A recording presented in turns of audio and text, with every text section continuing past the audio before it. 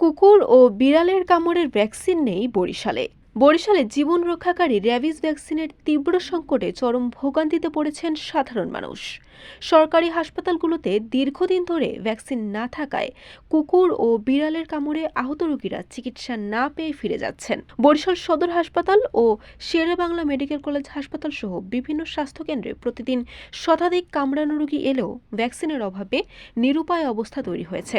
অনেককে বাইরে থেকে উচ্চ মূল্যে ভ্যাকসিন কিনতে বাধ্য করা হচ্ছে, যা নিম্ন আয়ের মানুষের জন্য প্রায় অসম্ভব। চিকিৎসকরা বলছেন, র্যাবিস শতভাগ প্রাণঘাতী রোগ।